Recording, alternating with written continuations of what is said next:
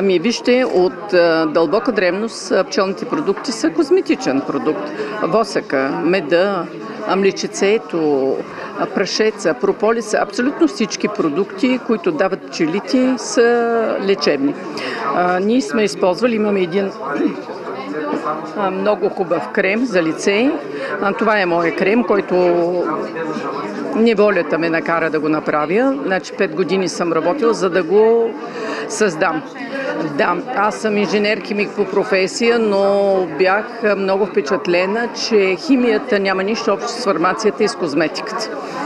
Но се научих, разбрах. 1 година бърках, експериментирах без да пиша. Имах неблагоразумието да опитвам по този начин, но видях, че не става така и впоследствие започна едно по-организирано експериментиране. В него има мед, пчелно млечице, восък и билки. Трудна е изработката му, тъй като се работи с водни извлици, а водният извлик първо е непостоянен, трудно се изработва и изиска точна температура на лягане. А ние все пак сме на лаборатория, която не е толкова съвършенно направена. Аз обясних поради какви причини. Поради причините, че трябва да работим на ръка. Този крем се използва? Това е крем, който е универсален. Обяснявам защо. Храня най-долния слой на кожата.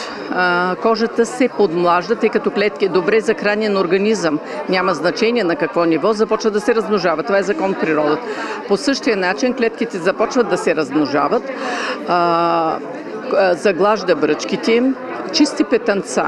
Това беше най-голямата ми изненада, който ме поднесе този състав и дава едно сияние отвътре навън. Там е името му красив залез.